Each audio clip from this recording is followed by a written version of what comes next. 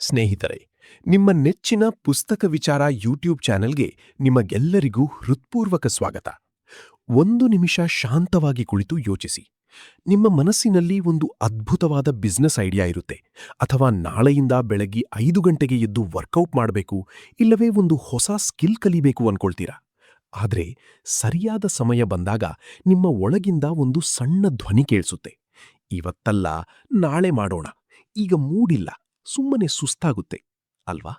ನಮಗನ್ಸತ್ತೆ ಇದು ಬರೀ ಸೋಮರಿತನ ಅಂತ.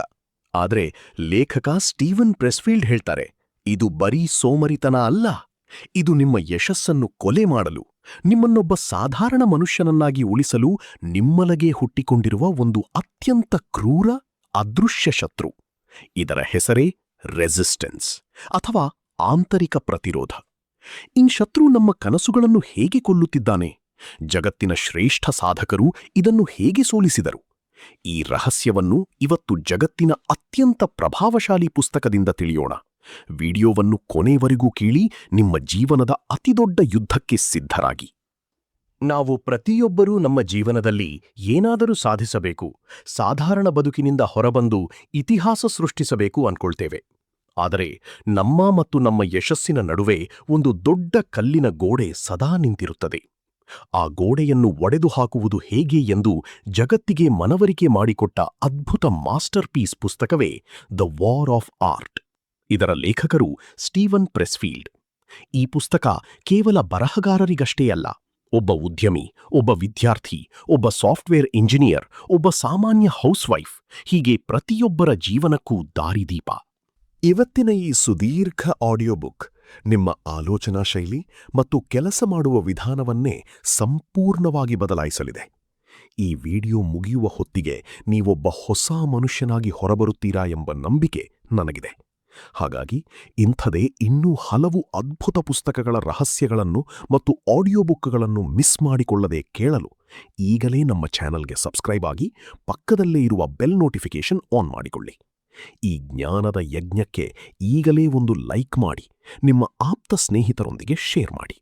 ಬನ್ನಿ, 10 ಸುದೀರ್ಘ ಅಧ್ಯಾಯಗಳ ಮೂಲಕ ಈ ಆಂತರಿಕ ಯುದ್ಧವನ್ನು ಗೆಲ್ಲುವುದು ಹೇಗೆ ಎಂದು ಕಲಿಯೋಣ. ಅಧ್ಯಾಯ 1: ರೆಸಿಸ್ಟೆನ್ಸ್ ಎಂಬ ಅದೃಶ್ಯ ಶತ್ರು ಮತ್ತು 2 ಜೀವನಗಳು. ಪ್ರತಿಯೊಬ್ಬ ಮನುಷ್ಯನಲ್ಲೂ 2 ಜೀವನಗಳಿರುತ್ತವೆ ಸ್ನೇಹಿತರೆ. ಮೊದಲನೆಯದು ನಾವೀಗ ಬದುಕುತ್ತಿರುವ, ದಿನಾಲೂ ಎದ್ದು ಆಫೀಸಿಗೆ ಹೋಗಿ ಮೊಬೈಲ್ ಸ್ಕ್ರಾಲ್ ಮಾಡಿ ಮಲಗುವ ಸಾಮಾನ್ಯ ಜೀವನ. ಎರಡನೆಯದು ನಮ್ಮೊಳಗೆ ಹುದುಗಿರುವ, ನಾವು ಬದುಕಬೇಕಾಗಿದ್ದ, ಇತಿಹಾಸ ಸೃಷ್ಟಿಸಬೇಕಾಗಿದ್ದ ಅಸಾಮಾನ್ಯ ಜೀವನ.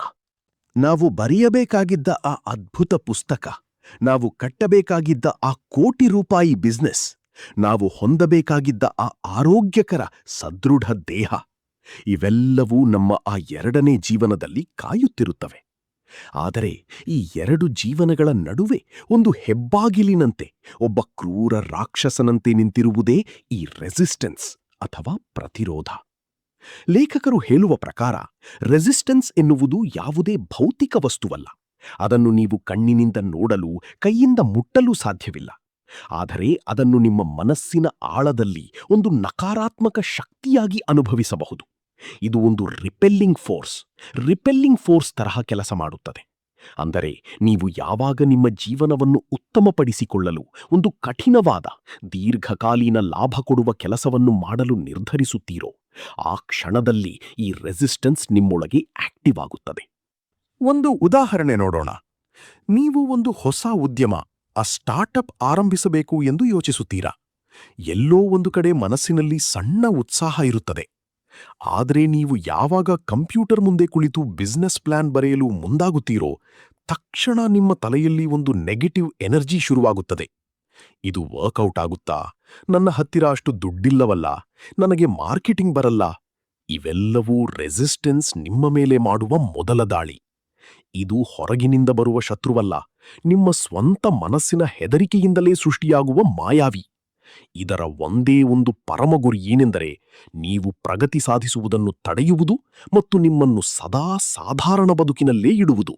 ಅಧ್ಯಾಯ 2: ಪ್ರೊಕ್ರಾಸ್ಟಿನೇಷನ್, ಕೆಲಸ ಮುಂದೂಡುವ ಮಾರಕ ರೋಗ.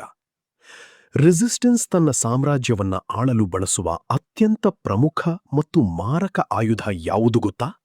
ಅದೇ ಪ್ರೊಕ್ರಾಸ್ಟಿನೇಷನ್, ಅಂದರೆ ಕೆಲಸವನ್ನು ಮುಂದೂಡುವುದು. ಇದು ಎಷ್ಟು ಚಾಣಾಕ್ಷ ಆಯುಧ ಎಂದರೆ ಇದು ನಮಗೆ ಎಂದಿಗೂ ದ್ರೋಹ ಮಾಡುತ್ತಿರುವಂತೆ ಅನಿಸುವುದೇ ಇಲ್ಲ. ನಾವು ಯಾರೂ ಕೂಡ ನಾನು ಈ ಬಿಸ್ನೆಸ್ ಅನ್ನು ಜೀವನದಲ್ಲಿ ಮಾಡುವುದೇ ಇಲ್ಲ ಅಥವಾ ನಾನು ಎಂದಿಗೂ ಓದುವುದಿಲ್ಲ ಎಂದು ಹೇಳುವುದಿಲ್ಲ. ಬದಲಾಗಿ ನಮ್ಮ ಮನಸ್ಸಿಗೆ ನಾವೇ ಒಂದು ಸುಂದರವಾದ ಸುಳ್ಳು ಹೇಳುತ್ತೇವೆ. ನಾನು ಖಂಡಿತ ಮಾಡ್ತೀನಿ, ಆದರೆ ಇವತ್ತಲ್ಲ, ನಾಳೆಯಿಂದ ಪಕ್ಕಾ ಶುರು ಮಾಡ್ತೀನಿ. ಈ ನಾಳೆ ಎನ್ನುವ ಪದವಿದೆಯಲ್ಲ, ಇದು ಮನುಷ್ಯನ ಇತಿಹಾಸದಲ್ಲೇ ಅತ್ಯಂತ ಹೆಚ್ಚು ಕನಸುಗಳನ್ನು ಕೊಲೆ ಮಾಡಿದ ಪದ. ಲೇಖಕರು ಹೇಳುತ್ತಾರೆ, ಪ್ರೊಕ್ರಾಸ್ಟಿನೇಷನ್ ಒಂದು ಕೆಟ್ಟ ಅಭ್ಯಾಸವಾಗಿ ಬದಲಾದಾಗ ಅದು ನಮ್ಮ ಇಡೀ ಜೀವನವನ್ನೇ ನುಂಗಿಬಿಡುತ್ತದೆ. ನಾವು ದಿನಗಳನ್ನು ತಳ್ಳುತ್ತಾ ಹೋಗುತ್ತೇವೆ. ವಾರಗಳು ತಿಂಗಳುಗಳಾಗುತ್ತವೆ, ತಿಂಗಳುಗಳು ವರ್ಷಗಳಾಗುತ್ತವೆ. ಕೊನೆಗೆ ಒಂದು ದಿನ ನಮ್ಮ ವಯಸ್ಸು 60 ಅಥವಾ 70 ಆದಾಗ, ಸಾವಿನ ಮಂಚದ ಮೇಲೆ ಮಲಗಿದ್ದಾಗ ನಮಗೆ ತೀವ್ರವಾದ ಪಶ್ಚಾತ್ತಾಪವಾಗುತ್ತದೆ. ನಾವು ಅಂದುಕೊಂಡಿದ್ದನ್ನು ಸಾಧಿಸಲಿಲ್ಲವಲ್ಲ ಎಂಬ ನೋವು ಕಾಡುತ್ತದೆ. ಯೋಚಿಸಿ ಸ್ನೇಹಿತರೆ, ನೀವು ಎಷ್ಟು ದಿನಗಳಿಂದ ನಿಮ್ಮ ಕನಸಿನ ಕೆಲಸವನ್ನು ನಾಳೆಗೆ ಮುಂದೂಡುತ್ತಿದ್ದೀರಾ? ಕಮೆಂಟ್ ಬಾಕ್ಸ್ನಲ್ಲಿ ಪ್ರಾಮಾಣಿಕವಾಗಿ ಬರೆಯಿರಿ. ಈ ಕ್ಷಣವೇ ಆ ಅಭ್ಯಾಸಕ್ಕೆ ಫುಲ್ ಸ್ಟಾಪ್ ಇಡಬೇಕು. ಕೆಲಸ ಕಷ್ಟ ಅನಿಸಿದರೂ ಪರವಾಗಿಲ್ಲ, ಮೂಡಿಲ್ಲದಿದ್ದರೂ ಪರವಾಗಿಲ್ಲ. ಜಸ್ಟ್ ಈಗಲೇ ಕುಳಿತು ಕೇವಲ 5 ನಿಮಿಷ ಆ ಕೆಲಸವನ್ನು ಮಾಡಿ. ಆ ಆರಂಭವೇ ರೆಸಿಸ್ಟೆನ್ಸ್ನ ಮೊದಲ ಸೋಲು. ಅಧ್ಯಾಯ 3: ರೆಸಿಸ್ಟೆನ್ಸ್ನ ಲಕ್ಷಣಗಳು, ಸುಳ್ಳು ನೆಪಗಳು ಮತ್ತು ಸೆಲ್ಫ್ ಸಬೋಟಾಜ್.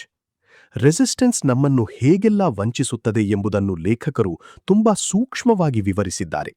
ಇದರ ಮೊದಲ ಲಕ್ಷಣ, ಇದು ಸದಾ ಸುಳ್ಳು ಹೇಳುತ್ತದೆ ಮತ್ತು ಪ್ರತಿಯೊಂದಕ್ಕೂ ನಂಬಲರ್ಹವಾದ ನೆಪಗಳನ್ನು ಸೃಷ್ಟಿಸುತ್ತದೆ. ನಿಮಗೆ ತುಂಬಾ ಮುಖ್ಯವಾದ ಕೆಲಸ ಇರುವಾಗಲೇ ಸರಿಯಾಗಿ ನಿಮ್ಮ ಮೊಬೈಲ್ನಲ್ಲಿ ನೋಟಿಫಿಕೇಶನ್ ಬರುತ್ತದೆ. ನಿಮ್ಮ ಮನಸ್ಸು ಹೇಳುತ್ತದೆ, ಜಸ್ಟ್ ಒಂದು 5 ನಿಮಿಷ ಇನ್ಸ್ಟಾಗ್ರಾಮ್ ರೀಲ್ಸ್ ನೋಡಿ ಆಮೇಲೆ ಕೆಲಸ ಮಾಡೋಣ. ಆ 5 ನಿಮಿಷ ಹೇಗೆ 2 ಗಂಟೆಯಾಗುತ್ತದೆ ಎಂದು ನಿಮಗೇ ತಿಳಿಯುವುದಿಲ್ಲ. ಇದು ರೆಸಿಸ್ಟೆನ್ಸ್ನ ಮಾಯಾವಿ ರೂಪ. ಮತ್ತೊಂದು ಮುಖ್ಯವಾದ ಲಕ್ಷಣವೆಂದರೆ ಸೆಲ್ಫ್ ಮೆಡಿಕೇಶನ್ ಅಥವಾ ಸ್ವಯಂ ಮದ್ದುಗಾರಿಕೆ ಮತ್ತು ಸೋಪ್ ಓಪೆರಾ ಸೃಷ್ಟಿಸುವುದು. ಅಂದರೆ ನಮಗೆ ಕೆಲಸ ಎದುರಿಸಲು ಹೆದರಿಕೆಯಾದಾಗ ನಾವು ನಮ್ಮ ಜೀವನದಲ್ಲಿ ಇಲ್ಲದ ಡ್ರಾಮಾಗಳನ್ನು ಸೃಷ್ಟಿಸಿಕೊಳ್ಳುತ್ತೇವೆ. ಸಂಬಂಧಗಳಲ್ಲಿ ಜಗಳ ಮಾಡಿಕೊಳ್ಳುವುದು, ಸಣ್ಣ ವಿಷಯಕ್ಕೆ ತಲೆಕೆಡಿಸಿಕೊಳ್ಳುವುದು, ಅಥವಾ ನಮಗೆ ಡಿಪ್ರೆಷನ್ ಇದೆ, ಆಂಗ್ಸೈಟಿ ಇದೆ ಎಂದು ನೆಪ ಹೇಳಿ ಮಾತ್ರೆಗಳನ್ನು ತೆಗೆದುಕೊಳ್ಳುವುದು ಅಥವಾ ಟಿವಿ ನೋಡುವುದರಲ್ಲಿ ಮುಳುಗಿ ಹೋಗುವುದು. ಲೇಖಕರು ಕಟುವಾಗಿ ಹೇಳ್ತಾರೆ, ಇವತ್ತಿನ ಮಾರ್ಕೆಟಿಂಗ್ ಕಂಪನಿಗಳು ನಮಗೆ ಹೊಸ ಹೊಸ ಕಾಯಿಲೆಗಳನ್ನು ಪರಿಚಯಿಸುತ್ತಿವೆ. ಉದಾಹರಣೆಗೆ attention deficit disorder, social anxiety. ಇವುಗಳಲ್ಲಿ ಹಲವು ಕಾಯಿಲೆಗಳು ನಿಜವಾಗಿ ಕಾಯಿಲೆಗಳೇ ಅಲ್ಲ. ಅವು ಕೆಲಸದಿಂದ ತಪ್ಪಿಸಿಕೊಳ್ಳಲು ನಮ್ಮ ಮನಸ್ಸು ಸೃಷ್ಟಿಸುವ ರೆಸಿಸ್ಟೆನ್ಸ್ನ ಸುಧಾರಿತ ರೂಪಗಳೂ ಅಷ್ಟೇ.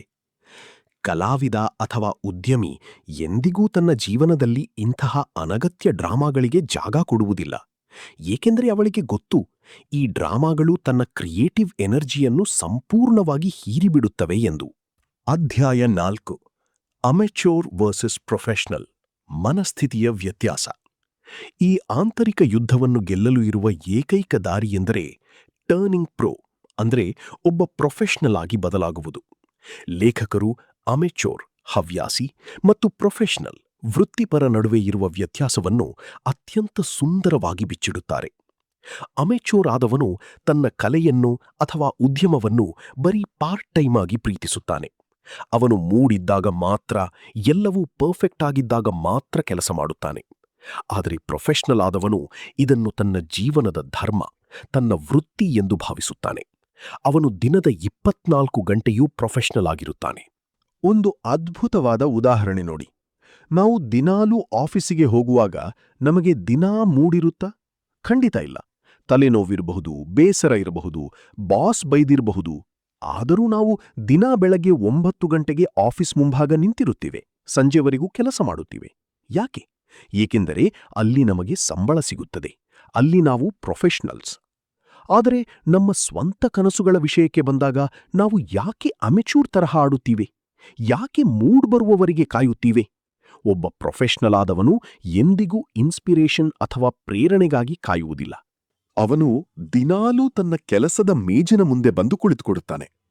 ಸಾಮರ್ಸೆಟ್ ಮಾಮ್ ಎಂಬ ಪ್ರಸಿದ್ಧ ಬರಹಗಾರನಿಗೆ ಯಾರೋ ಕೇಳಿದರಂತೆ, ನೀವು ಒಂದು ವೇಳಾಪಟ್ಟಿಯ ಪ್ರಕಾರ ಬರೆಯುತ್ತೀರಾ ಅಥವಾ ಇನ್ಸ್ಪಿರೇಷನ್ ಬಂದಾಗ ಮಾತ್ರ ಬರೆಯುತ್ತೀರಾ? ಅದಕ್ಕೆ ಮಾಮ್ ನಕ್ಕು ಹೇಳಿದರಂತೆ, ನಾನು ಇನ್ಸ್ಪಿರೇಷನ್ ಬಂದಾಗ ಮಾತ್ರ ಬರೆಯುತ್ತೇನೆ. ಆದರೆ ಅದೃಷ್ಟವಶಾತ್ ದಿನಾ ಬೆಳಗ್ಗೆ ಸರಿಯಾಗಿ 9 ಗಂಟೆಗೆ ನನಗೆ ಇನ್ಸ್ಪಿರೇಷನ್ ಬಂದುಬಿಡುತ್ತದೆ. ಇದನ್ನೇ ಲೇಖಕರು ಲಂಚ್ ಬ್ಯಾಗ್ ಮೆಂಟಾಲಿಟಿ ಎನ್ನುತ್ತಾರೆ. ಒಬ್ಬ ದಿನಗೂಲಿ ಕಾರ್ಮಿಕ ಕೈಯಲ್ಲಿ ಊಟದ ಡಬ್ಬಿ ಹಿಡಿದು ಹೇಗೆ ದಿನಾ ಕೆಲಸಕ್ಕೆ ಹಾಜರಾಗುತ್ತಾನೋ ಹಾಗೆ ನಿಮ್ಮ ಕನಸಿಗಾಗಿ ನೀವೂ ದಿನಾ ಹಾಜರಾಗಬೇಕು. ಅಧ್ಯಾಯ 5. ಪ್ರೊಫೆಷನಲ್ನ ಗುಣಲಕ್ಷಣಗಳು ಮತ್ತು ನಿಯಮಗಳು. ಒಬ್ಬ ಪ್ರೊಫೆಷನಲ್ ಆಗಿ ಬದಲಾಗಲು ಕೆಲವು ಕಟ್ಟುನಿಟ್ಟಾದ ನಿಯಮಗಳನ್ನು ನಾವು ನಮ್ಮ ಜೀವನದಲ್ಲಿ ಅಳವಡಿಸಿಕೊಳ್ಳಬೇಕು. ಲೇಖಕರು ಪ್ರೊಫೆಷನಲ್ನ 6 ಪ್ರಮುಖ ಲಕ್ಷಣಗಳನ್ನು ನಮಗೆ ತಿಳಿಸಿಕೊಡುತ್ತಾರೆ. 1. ಅವನು ದಿನಾಲೂ ಹಾಜರಾಗುತ್ತಾನೆ. Shows up every day. Professional ಆದವನಿಗೆ ಶನಿವಾರ ಭಾನುವಾರ ಎನ್ನುವ ವ್ಯತ್ಯಾಸವಿರುವುದಿಲ್ಲ. ಅವನಿಗೆ ದಿನಾಲೂ ಕೆಲಸದ ದಿನವೇ. 2. ಅವನು ಕೆಲಸದಲ್ಲಿ ತನ್ನನ್ನು ತಾನು ಸಂಪೂರ್ಣವಾಗಿ ತೊಡಗಿಸಿಕೊಳ್ಳುತ್ತಾನೆ. Stays on the job all day. ಕೆಲಸದ ಸಮಯದಲ್ಲಿ ಅವನ ಗಮನ ಕೇವಲ ಆ ಕ್ರಾಫ್ಟ್ ಮೇಲೆ ಮಾತ್ರ ಇರುತ್ತದೆ. 3. ಅವನು ದೀರ್ಘಾವಧಿಯ ಬದ್ಧತೆ ಹೊಂದಿರುತ್ತಾನೆ. ಕಮಿಟೆಡ್ ಓವರ್ ದ ಲಾಂಗ್ ಹಾಲ್. ಅವನು ರಾತ್ರೋರಾತ್ರಿ ಯಶಸ್ಸು ಸಿಗಬೇಕೆಂದು ಆಸೆಪಡುವುದಿಲ್ಲ. ಇದು ಒಂದು ಮ್ಯಾರಥಾನ್ ಓಟ ಎಂದು ಅವನಿಗೆ ತಿಳಿದಿರುತ್ತದೆ. 4. ಅವನಿಗೆ ಸ್ಟೇಕ್ಸ್ ತುಂಬಾ ರಿಯಲ್ ಆಗಿರ್ತವೆ. ಇದು ಕೇವಲ ಟೈಮ್ ಪಾಸ್ ಅಲ್ಲ, ಇದು ಅವನ ಅಸ್ತಿತ್ವದ, ಅವನ ಉಳಿವಿಗಾಗಿ ಮಾಡುವ ಹೋರಾಟ. 5. ಅವನು ತನ್ನ ಕೆಲಸದ ತಂತ್ರಜ್ಞಾನವನ್ನು ಕರಗತ ಮಾಡಿಕೊಳ್ಳುತ್ತಾನೆ. ಅವನು ಬರೀ ದೊಡ್ಡ ದೊಡ್ಡ ಮಾತುಗಳನ್ನಾಡುವುದಿಲ್ಲ, ದಿನಾಲೂ ತನ್ನ ಕೌಶಲ್ಯವನ್ನು ಉತ್ತಮಪಡಿಸಿಕೊಳ್ಳಲು ಶ್ರಮಿಸುತ್ತಾನೆ. 6. ಅವನು ಸೋಲು ಅಥವಾ ಗೆಲುವನ್ನು ವೈಯಕ್ತಿಕವಾಗಿ ತೆಗೆದುಕೊಳ್ಳುವುದಿಲ್ಲ. ಇದು ಅತ್ಯಂತ ಮುಖ್ಯವಾದ ಗುಣ. ಜಗತ್ತು ಅವನ ಕೆಲಸವನ್ನು ಟೀಕಿಸಿದರೆ ಅವನು ನನ್ನ ಕೃತಿ ಸರಿಯಾಗಿಲ್ಲ, ನಾನು ಇನ್ನೂ ಕಲಿಯಬೇಕು ಎಂದುಕೊಳ್ಳುತ್ತಾನೆಯೇ ಹೊರತು ನಾನೊಬ್ಬ ವೇಸ್ಟ್ ಮನುಷ್ಯ ಎಂದು ಡಿಪ್ರೆಷನ್ಗೆ ಹೋಗುವುದಿಲ್ಲ. ಒಂದು ಕಹಿ ಸತ್ಯ ನೆನ್ಪಿಡಿ ಸ್ನೇಹಿತರೆ. ಲೇಖಕ ಸ್ಟೀವೆನ್ ಪ್ರೆಸ್ಫೀಲ್ಡ್ ಅವರಿಗೆ ತಮ್ಮ 42ನೇ ವಯಸ್ಸಿನವರೆಗೂ ತಾವು ಬರೆದ ಒಂದೇ ಒಂದು ಸ್ಕ್ರಿಪ್ಟ್ ಕೂಡ ಮಾರಾಟವಾಗಲಿಲ್ಲ. ಅವರು ಬರೆದ ಕಿಂಗ್ ಕಾಂಗ್ ಲೈವ್ಸ್ ಎಂಬ ಸಿನಿಮಾ ಬಾಕ್ಸ್ ಆಫೀಸ್ನಲ್ಲಿ ಸಂಪೂರ್ಣವಾಗಿ ಫ್ಲಾಪ್ ಆಯಿತು. ವಿಮರ್ಶಕರು ಅವರ ಹೆಸರನ್ನು ಕೆಟ್ಟದಾಗಿ ಹೀಯಾಳಿಸಿದರು. ಆದರೂ ಅವರು ಬರೆಯುವುದನ್ನು ನಿಲ್ಲಿಸಲಿಲ್ಲ. ಯಾಕಂದ್ರೆ ಅವರು ಅಂದು ಪ್ರೊಫೆಷನಲ್ ಆಗಿದ್ದರು. ಸೋಲು ಎಂಬುದು ಕೇವಲ ಆಟದ ಒಂದು ಭಾಗ ಅಷ್ಟೇ. ಅಧ್ಯಾಯ 6. ವಿಮರ್ಶೆ, ಸೆಲ್ಫ್ ಡೌಟ್ ಮತ್ತು ಭಯವನ್ನು ಶಸ್ತ್ರವನ್ನಾಗಿ ಬಳಸುವುದು. ನಮ್ಮೊಳಗೆ ಬರುವ ಸೆಲ್ಫ್ ಡೌಟ್ ಅಂದರೆ ನನ್ನ ಕೈಯಲ್ಲಿ ಇದು ಸಾಧ್ಯನಾ ಎಂಬ ಸ್ವಯಂ ಸಂದೇಹ ಮತ್ತು ಭಯವನ್ನು ನಾವು ಹೇಗೆ ನೋಡುತ್ತೇವೆ? ಸಾಮಾನ್ಯವಾಗಿ ನಾವು ಇವುಗಳನ್ನು ನೆಗೆಟಿವ್ ಎಂದು ಭಾವಿಸುತ್ತೇವೆ. ಆದರೆ ಪ್ರೆಸ್ಫೀಲ್ಡ್ ಒಂದು ಅದ್ಭುತವಾದ ಸತ್ಯವನ್ನು ಹೇಳುತ್ತಾರೆ. ಸೆಲ್ಫ್ ಡೌಟ್ ಮತ್ತು ಭಯ ಎನ್ನುವುದು ನಿಮ್ಮ ಪಾಲಿನ ದಿಕ್ಸೂಚಿ ಇದ್ದಂತೆ. ನಿಮಗೆ ಒಂದು ನಿರ್ದಿಷ್ಟ ಕೆಲಸವನ್ನು ಮಾಡಲು ಎಷ್ಟು ಜಾಸ್ತಿ ಭಯವಾಗುತ್ತದೋ ಆ ಕೆಲಸ ನಿಮ್ಮ ಆತ್ಮದ ವಿಕಾಸಕ್ಕೆ ಅಷ್ಟೇ ಮುಖ್ಯ ಎಂದರ್ಥ. ಉದಾಹರಣೆಗೆ, ನಿಮಗೆ ಸ್ಟೇಜ್ ಮೇಲೆ ನಿಂತು ಮಾತನಾಡಲು ತುಂಬಾ ಭಯವಾಗುತ್ತಿದ್ದರೆ ಅದರರ್ಥ ನಿಮ್ಮ ಜೀವನದಲ್ಲಿ ನೀವು ಕಲಿಯಬೇಕಾದ ಅತೀ ದೊಡ್ಡ ಪಾಠ ಅಲ್ಲೇ ಇದೆ. ನಿಮಗೆ ಯಾವುದೇ ರೆಸಿಸ್ಟೆನ್ಸ್ ಇಲ್ಲ ಎಂದರೆ ಆ ಕೆಲಸ ನಿಮಗೆ ಅಷ್ಟೊಂದು ಮುಖ್ಯವಲ್ಲ ಎಂದರ್ಥ. ನಕಲಿ ಜನರಿಗೆ ಎಂದಿಗೂ ಸೆಲ್ಫ್ ಡೌಟ್ ಇರುವುದಿಲ್ಲ. ಅವರು ಅತಿಯಾದ ಆತ್ಮವಿಶ್ವಾಸದಿಂದ ಬೀಗುತ್ತಾರೆ. ಆದರೆ ನಿಜವಾದ ಕಲಾವಿದ, ರಿಯಲ್ ಉದ್ಯಮಿ ಸದಾ ಹೆದರುತ್ತಾನೆ. ನಾನು ಇದನ್ನು ಸರಿಯಾಗಿ ಮಾಡಲು ಸಾಧ್ಯವೇ ಎಂದು ಯೋಚಿಸುತ್ತಾನೆ. ಈ ಹೆದರಿಕೆಯೇ ಅವನನ್ನು ಇನ್ನಷ್ಟು ಚೆನ್ನಾಗಿ ಕೆಲಸ ಮಾಡಲು ಪ್ರೇರೇಪಿಸುತ್ತದೆ. ಅದೇ ರೀತಿ ಹೊರಗಿನ ಜನರ ವಿಮರ್ಶೆ ಅಥವಾ ಟೀಕೆಗೆ ಹೆದರಬೇಡಿ. ಲೇಖಕರು ಹೇಳ್ತಾರೆ, ಯಾರು ತಮ್ಮ ಜೀವನದಲ್ಲಿ ಏನನ್ನೂ ಸಾಧಿಸದೆ ಸೋಮರಿಗಳಾಗಿ ಕುಳಿತಿರ್ತಾರೋ ಅವರು ಮಾತ್ರ ಇತರರನ್ನು ಕಠಿಣವಾಗಿ ಟೀಕಿಸುತ್ತಾರೆ. ಯಾರು ಈಗಾಗಲೇ ಸಾಧನೆ ಮಾಡಿ ಪ್ರೊಫೆಷನಲ್ಸ್ ಆಗಿದ್ದಾರೋ ಅವರು ಇತರರ ಕಷ್ಟವನ್ನು ಗೌರವಿಸುತ್ತಾರೆ ಮತ್ತು ಎಂದಿಗೂ ನಿಮ್ಮನ್ನು ಹೀಯಾಳಿಸುವುದಿಲ್ಲ. ವಿಮರ್ಶೆ ಎನ್ನುವುದು ನಿಮ್ಮ ಒಳಗಿನ ರೆಸಿಸ್ಟೆನ್ಸ್ ಹೊರಗಿನ ಜನರ ಬಾಯಿಂದ ಆಡಿಸುವ ನಾಟಕ ಅಷ್ಟೇ. ಅದನ್ನು ಅಲ್ಲೇ ಬಿಟ್ಟು ಮುನ್ನಡೆಯಿರಿ. ಅಧ್ಯಾಯ 7. Hierarchy versus territory. ನಿಮ್ಮ ಸಾಮ್ರಾಜ್ಯ ಯಾವುದು? ಮನುಷ್ಯರು ತಮ್ಮ ಅಸ್ತಿತ್ವವನ್ನು, ತಮ್ಮ ಗುರುತನ್ನು ಸಮಾಜದಲ್ಲಿ 2 ರೀತಿಯಲ್ಲಿ ಕಂಡುಕೊಳ್ಳುತ್ತಾರೆ. ಒಂದನೆಯದು ಹೈರಾರ್ಕಿ, ಶ್ರೇಣೀಕೃತ ವ್ಯವಸ್ಥೆ. ಎರಡನೆಯದು ಟೆರಿಟರಿ, ಸ್ವಂತ ಸಾಮ್ರಾಜ್ಯ ಅಥವಾ ಕ್ಷೇತ್ರ. ಹೈರಾರ್ಕಿ ಎಂದರೆ ಇತರರ ಕಣ್ಣಿನಲ್ಲಿ ನನ್ನ ಸ್ಥಾನ ಏನು ಎಂದು ನೋಡುವುದು. ಪ್ರೌಢಶಾಲೆಯಲ್ಲಿ ಇದ್ದಾಗಿನಿಂದಲೇ ನಮಗೆ ಈ ರೋಗ ಹತ್ತಿರುತ್ತದೆ. ಯಾರು ಕ್ಲಾಸ್ ಟಾಪರ್, ಯಾರು ಪಾಪ್ಯುಲರ್, ಯಾರು ಸುಂದರವಾಗಿದ್ದಾರೆ. ಕಾರ್ಪೊರೇಟ್ ಪ್ರಪಂಚದಲ್ಲೂ ಇದೇ ಹೈರಾರ್ಕಿ ಇರುತ್ತದೆ. ಹೈರಾರ್ಕಿಯಲ್ಲಿ ಬದುಕುವ ಮನುಷ್ಯ ಸದಾ ಇತರರ ಮೆಚ್ಚುಗೆಗಾಗಿ ಬದುಕುತ್ತಾನೆ.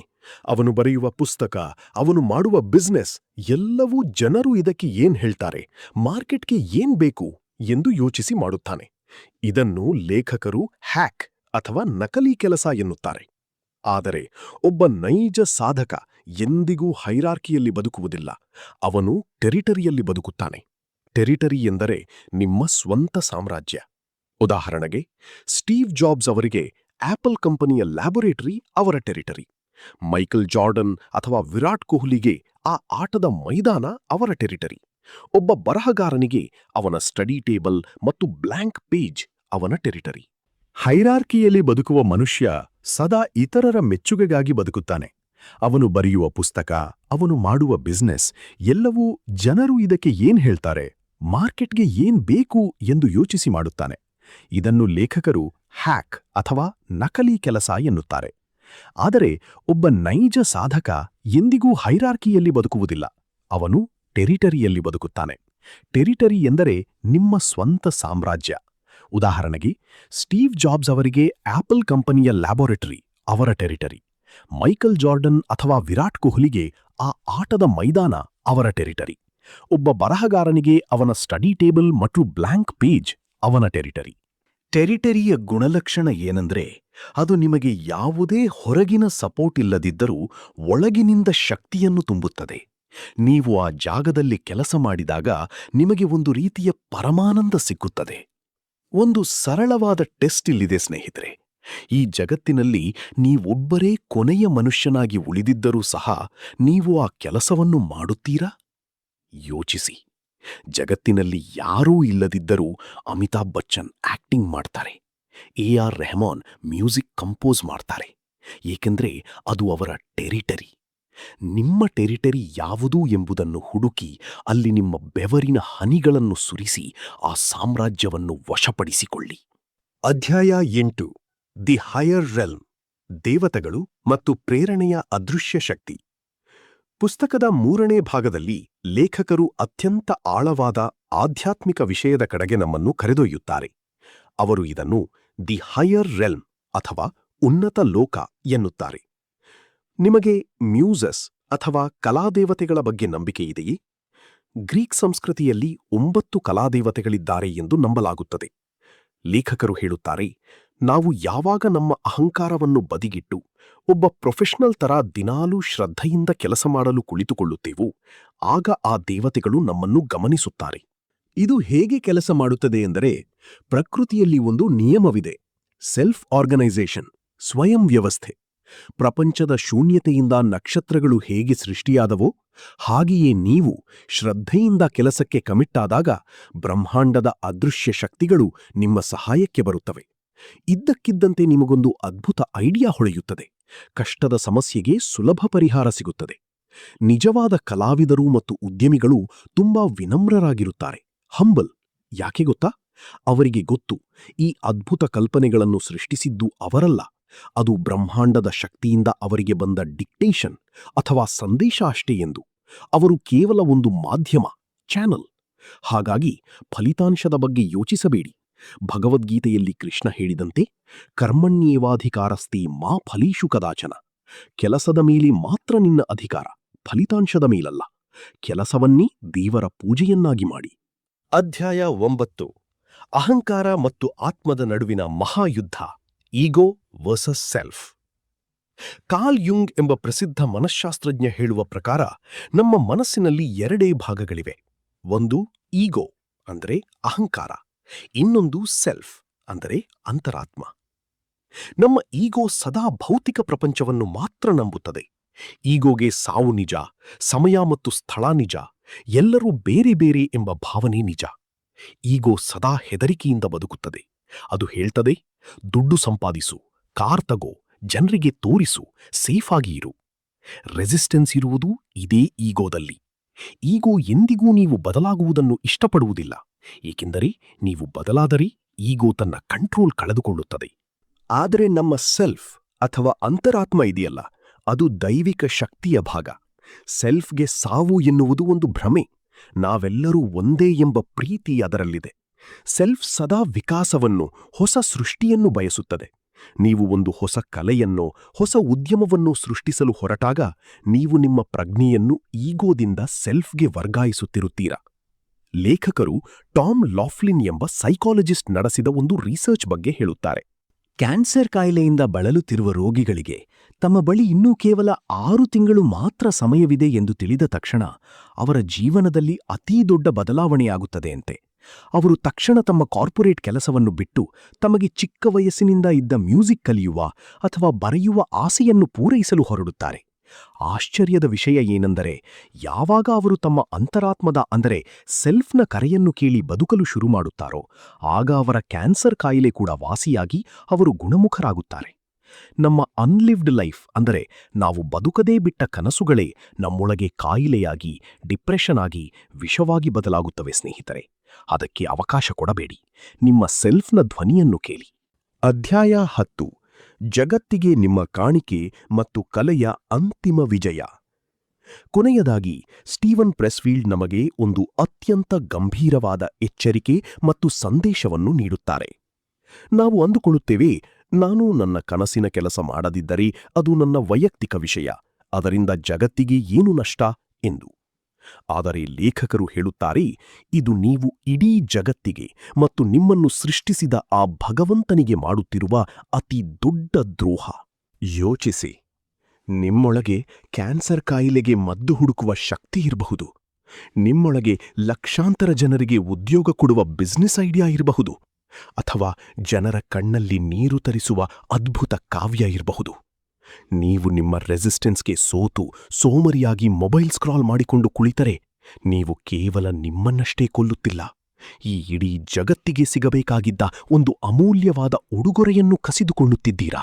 ಕ್ರಿಯೇಟಿವ್ ವರ್ಕ್ ಅಥವಾ ನಿಮ್ಮ ಕನಸಿಗಾಗಿ ದುಡಿಯೋದು ಸ್ವಾರ್ಥವಲ್ಲ, ಅದು ನೀವು ಜಗತ್ತಿಗೆ ನೀಡುವ ಅತ್ಯುನ್ನತ ಸೇವೆ. ನೀವು ಹುಟ್ಟುವಾಗಲೇ ದೇವರು ನಿಮ್ಮ ಆತ್ಮದಲ್ಲಿ ಒಂದು ರಹಸ್ಯ ಕೋಡ್, ಜೀನಿಯಸ್ ಇಟ್ಟು ಕಳುಹಿಸಿದ್ದಾನೆ. ಅದನ್ನು ಹೊರಹಾಕದಿದ್ದರೆ ನಿಮ್ಮ ಜನ್ಮ ಸಾರ್ಥಕವಾಗುವುದಿಲ್ಲ. ನಾಳೆಯಿಂದ ಅಲ್ಲ, ಇಂದಿನಿಂದಲೇ, ಈ ಕ್ಷಣದಿಂದಲೇ ನಿಮ್ಮ ಲಕ್ಕಿ ವರ್ಕ್ ಬೂಟ್ಸ್ ಧರಿಸಿ ಕಂಪ್ಯೂಟರ್ ಅಥವಾ ಪುಸ್ತಕದ ಮುಂದೆ ಕುಳಿತುಕೊಳ್ಳಿ. ನಿಮ್ಮೊಳಗಿನ ಶತ್ರು ಎಷ್ಟೇ ಜೋರಾಗಿ ಕಿರುಚಿದರೂ ಕೇಳಿಸಿಕೊಳ್ಳಬೇಡಿ. ಕೇವಲ ನಿಮ್ಮ ಕೆಲಸವನ್ನು ಮಾಡಿ. ಈ ಯುದ್ಧದಲ್ಲಿ ಗೆಲುವು ನಿಮ್ಮದೇ. ಸ್ನೇಹಿತರೆ, ದ ವಾರ್ ಆಫ್ ಆರ್ಟ್ ಪುಸ್ತಕದ ಈ ರಹಸ್ಯಗಳು ನಿಮ್ಮ ಹೃದಯವನ್ನ ಮುಟ್ಟಿದೆ ಎಂದು ನಾನು ನಂಬುತ್ತೇನೆ. ನಿಮ್ಮೊಳಗಿನ ಆ ಅದೃಶ್ಯ ಶತ್ರು ರೆಸಿಸ್ಟೆನ್ಸ್ ಅನ್ನ ಸೋಲಿಸಿ ಇಂದಿನಿಂದಲೇ ಒಬ್ಬ ಪ್ರೊಫೆಷನಲ್ ಆಗಿ ಬದಲಾಗಲು ನೀವು ಸಿದ್ಧರಾಗಿದ್ದೀರಾ? ನಿಮಗೆ ಈ ಸುದೀರ್ಘ ಆಡಿಯೋ ಬುಕ್ನ ಯಾವ ಅಧ್ಯಾಯ ಅಥವಾ ಯಾವ ಸಾಲು ಅತ್ಯಂತ ಹೆಚ್ಚು ಸ್ಫೂರ್ತಿ ನೀಡಿತು ಎಂಬುದನ್ನು ದಯವಿಟ್ಟು ಕೆಳಗೆ ಕಮೆಂಟ್ ಮಾಡಿ ತಿಳಿಸಿ. ನಿಮ್ಮ ಪ್ರತಿ ಕಮೆಂಟ್ ಕೂಡ ನಮಗೆ ಇಂತಹ ಇನ್ನೂ ಹಲವು ಅದ್ಭುತ ಪುಸ್ತಕಗಳನ್ನು ತರಲು ಶಕ್ತಿ ನೀಡುತ್ತದೆ. ಈ ವಿಡಿಯೋ ನಿಮಗೆ ನಿಜವಾಗ್ಲೂ ಉಪಯುಕ್ತ ಅನಿಸಿದ್ರೆ ಮರೆಯದೆ ಒಂದು ಲೈಕ್ ಮಾಡಿ. ನಿಮ್ಮ ವಾಟ್ಸಾಪ್ ಗ್ರೂಪ್ಗಳಲ್ಲಿ ನಿಮ್ಮ ಸ್ನೇಹಿತರೊಂದಿಗೆ ಮತ್ತು ಕುಟುಂಬದವರೊಂದಿಗೆ ಇಂದೇ ಈ ವಿಡಿಯೋವನ್ನು ಶೇರ್ ಮಾಡಿ. ಇನ್ನೂ ಸಬ್ಸ್ಕ್ರೈಬ್ ಆಗಿಲ್ಲ ಅಂದ್ರೆ ಈಗಲೇ ನಮ್ಮ ಪುಸ್ತಕ ವಿಚಾರ ಚಾನೆಲ್ಗೆ ಸಬ್ಸ್ಕ್ರೈಬ್ ಆಗಿ ಪ್ರೋತ್ಸಾಹಿಸಿ. ನೆನಪಿಡಿ, ನಿಮ್ಮೊಳಗೆ ಒಂದು ಅದ್ಭುತ ಪ್ರಪಂಚವಿದೆ. ಅದನ್ನು ಜಗತ್ತಿಗೆ ತೋರಿಸಿ, ಯುದ್ಧವನ್ನು ಗೆಲ್ಲಿ. ಮತ್ತೆ ಸಿಗೋಣ ಮತ್ತೊಂದು ಅದ್ಭುತ ಪುಸ್ತಕದ ವಿಚಾರದೊಂದಿಗೆ. ಅಲ್ಲಿಯವರೆಗೆ ಧನ್ಯವಾದಗಳು. ಶುಭ ದಿನ.